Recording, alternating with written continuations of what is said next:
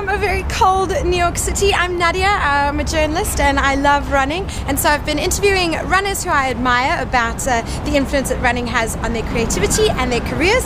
So I'm going to meet up with Jessie Zapo. She is an OG, she was running with the Bridge Runners, she co-founded Black Roses NYC, does Breakfast Club, Girls Run NYC. She's just big on the running scene in New York City. She's also a creative arts therapist and is a teacher. She teaches art to school kids. So let's go catch up with her.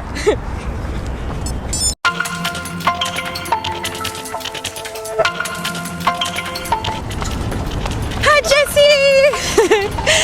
You ready for a run? I am. Let's go.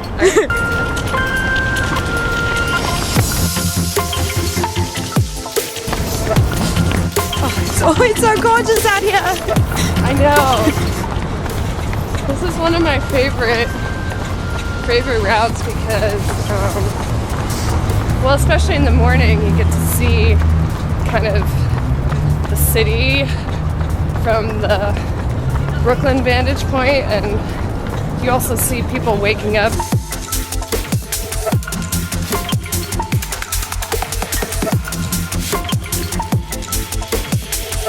I wanted to start with your earliest running memory. I think I was 6th grade at the time, and so it was like before you had a team to be on, before you were doing like the school sports. And yeah, it was like they just put us in these track and field events, and I ran the 4x1 relay, and I just remember that feeling of like flying and kind of like discovering like some kind of hidden talent, or you know, something I'd never really experienced before, which was racing. But you rediscovered it then though at a later stage as well. So distance I hated. Like the idea of running like the 400 was like too far. So when I was about, I think 25 was when I discovered distance running, and that was really, I mean, honestly, I've always kind of ran on my own, but that was the first time I found a group of people running that I was not like scared of. It was really non-intimidating to me, and they being Mike Sace and Bridge Runners really embraced me, actually.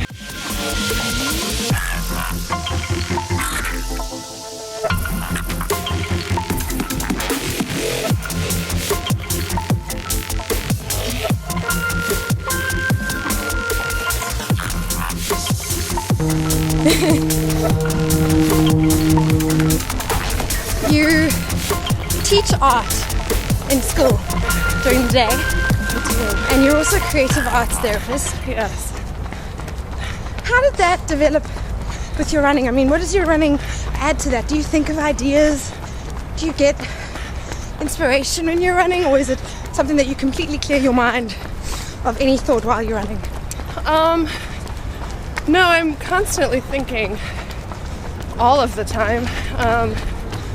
I'm in my head a lot as a person, as a therapist. Yeah. And so for me, running is like, one aspect is it brings me back into my body, which is so helpful because otherwise I'd just be swimming around in my own head all day.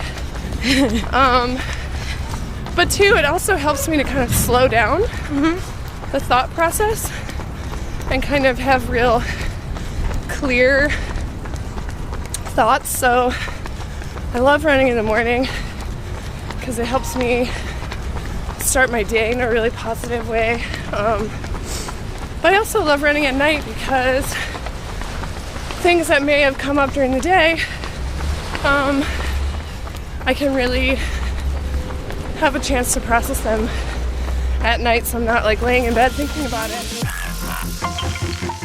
I also really needed some healthy outlets when I became a therapist, because the work is really heavy, and you know, I hear a lot of kind of really traumatic stories all day in the midst of the work.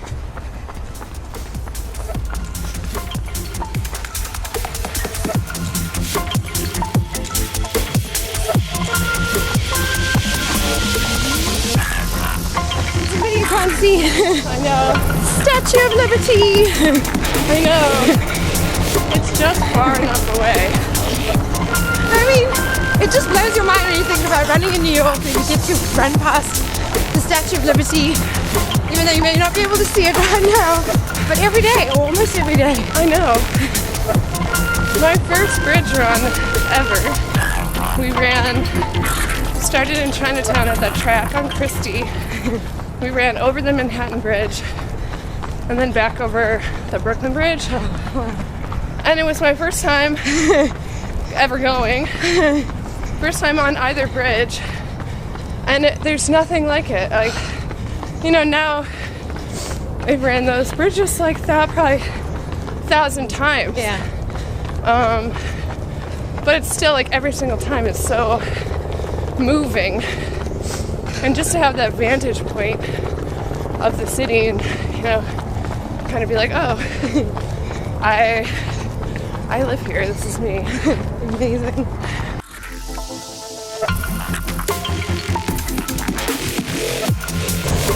There's something to be said about what running does for women specifically. Yeah. You know, we're throwing all these messages about what our body should look like and things like that. I mean, has it done anything for you in terms of your self-awareness, your self-perception? Something that stands out to me is really learning how to set goals for myself and be able to accomplish them kind of in the same way that you would put together a training plan for a marathon and just do it step by step. I was never that good at really goal setting, and I think kind of spontaneous, and I can be a bit impulsive at times. And so being able to set out a goal like running a marathon felt impossible to me at one point. And so now to be able to not feel like that's impossible, to have run like ultra marathons and not feel like that's impossible, it just really opened up, or maybe broke down barriers that I had set for myself as a young person. And I think I feel younger now than I did 10 years ago, which I think is really amazing. And I also feel like anything is possible if you choose to do it. And so I feel that way personally, and I've seen that for other women, men too. But, you know, for me, being a woman, like, it's important to me to kind of like give back to that community. The first time that I remember running with you, that whole encouraging aspect of it, I mean, do you think that comes from, were you a teacher before you started running? No, you were, yeah. So do you think that comes from, that has a sort of correlation? Absolutely. I mean, I'm a big sister. Yeah. Like, I'm the oldest of 8 kids. I've got 5 brothers, 2 sisters, and that's kind of in my nature too, is to sort of like lead by example. So, whether I liked it or not. So I think for me, the way that I like to coach or lead a group too is by example. And so I never want to ask more of someone else that I wouldn't also try myself. And I also think because other people sort of gave gifts to me, like, I feel like it's sort of like that, you pass it on or pay it forward, or each one teach one, whatever you want to say, but just that to be able to kind of give that gift to other people and then watch them take it and run with it feels really good. Take it and run with it. Yeah.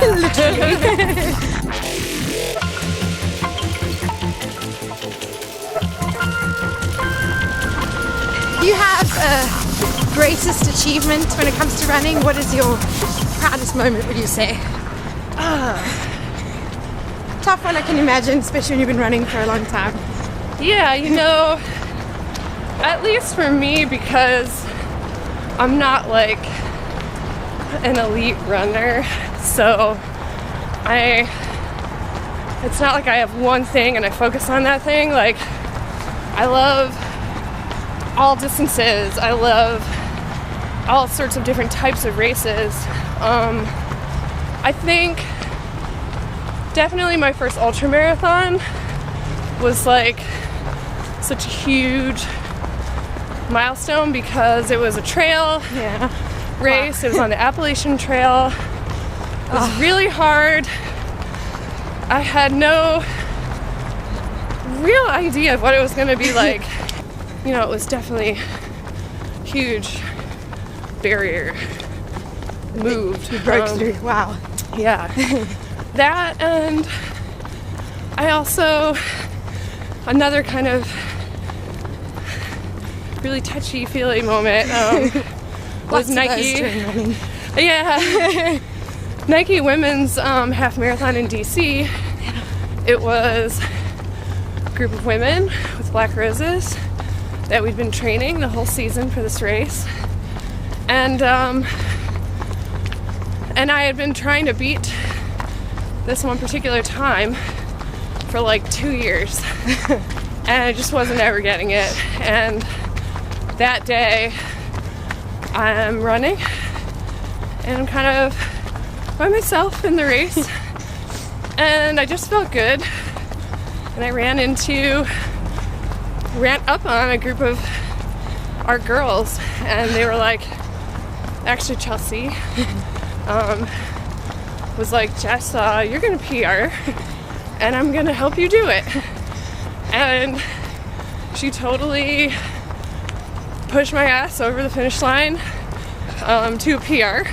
Yes. To break that elusive goal, which I had no idea that was gonna happen. And it just felt, it was really emotional actually to have like this group of women who I've been leading all this time, like turn around and pull me over. And you know, it's just really, really special. So yeah, just the value of being in a community, of nurturing a community. It's like there's nothing like it. So nothing like it indeed. It's really dark now, so I'm hoping we can still see this, but how would you end a run usually? Well, I usually like to stretch. Yeah. I'm a big proponent of stretching. And coffee, right? And coffee. Because it's the morning. If this was the morning, we would definitely be drinking coffee. We'd definitely be doing that.